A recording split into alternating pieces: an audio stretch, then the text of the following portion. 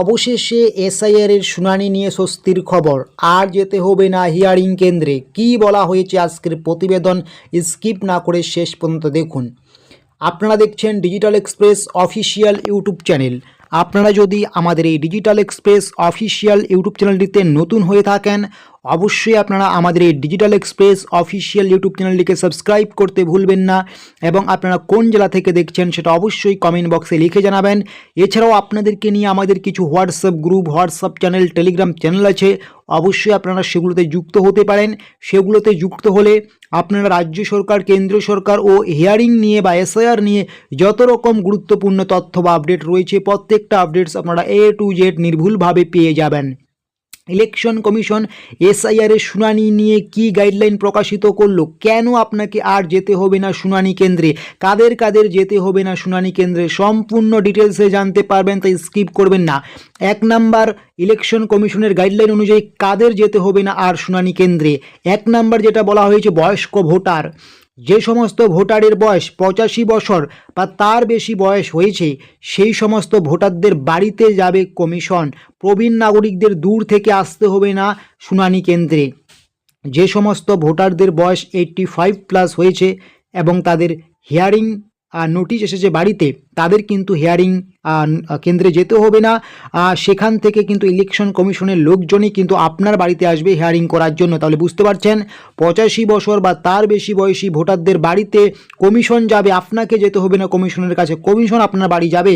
প্রবীণ নাগরিকদের দূর থেকে আসতে হবে না আর হিয়ারিং কেন্দ্রে বা শুনানি কেন্দ্রে। তাহলে 1 নাম্বার বুঝতে পারলেন কাদের যেতে হবে না আর শুনানি কেন্দ্রে। যাদের বয়স আপনাদের 85 বছরের বেশি হয়েছে আপনাদের আর যেতে হবে না শুনানি কেন্দ্রে। কেন এমনটা বলা হয়েছে? প্রবীণ নাগরিকদের কিন্তু যাতায়াতের ক্ষেত্রে একটা বড় সমস্যা রয়েছে, সেটা প্রথম থেকেই অভিযোগ করা হয়েছিল। সেই অভিযোগের ভিত্তিতে কিন্তু ইলেকশন কমিশনের এই পদক্ষেপ। যাদের 85 বছরের বেশি হয়েছে আপনাদের যেতে হবে না আর শুনানি কেন্দ্রে, আশা করি বুঝতে পারছেন। 2 নম্বরে কাদের আর শুনানিতে যেতে হবে না?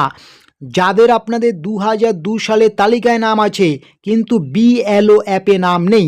এটা আপনারা অনেকেই খবর পেয়েছেন যে অনেকেরই নাম কিন্তু BLO অ্যাপে নাম নেই, কিন্তু আপনার 2002 সালের ভোটার লিস্টে নাম আছে। যাদের 2002 সালের ভোটার তালিকায় নাম আছে অথচ BLO অ্যাপে নাম নেই, তাদেরকেও আর শুনানিতে ডাকা হবে না, তাদের কাছে আর নোটিশ পৌঁছে দেওয়া হবে না। এমনটাই কিন্তু নির্দেশিকা জারি করেছে ইলেকশন কমিশন। নোটিশ ERO অফিসেই থাকবে। কমিশন জানিয়েছে প্রযুক্তিগত ত্রুটির কারণেই অনেকের নাম BLO অ্যাপে দেখা যায়নি। তাহলে বুঝতে পারছেন, যাদের নাম 2002 সালে তালিকায় আছে কিন্তু BLO অ্যাপে নেই, আপনাদেরও কিন্তু অনেককে নোটিশ দিয়ে দেওয়া হয়েছে।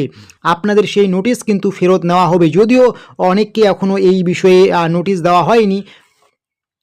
যদিও নোটিশ অলরেডি তৈরি হয়ে গিয়েছে, সেই নোটিশ হয়তো বিওলোর কাছে এসেছে, সেই বিওলোকে কিন্তু আবার সেই নোটিশকে রিটার্ন দিয়ে দিতে হবে ERO অফিসে, সেখানেই থেকে যাবে সেই নোটিশ দেওয়া হবে না ভোটারদেরকে, কারণ এটা হয়েছে পুরোপুরি প্রযুক্তিগত ত্রুটির কারণে, এমনটাই জানিয়েছে ইলেকশন কমিশন।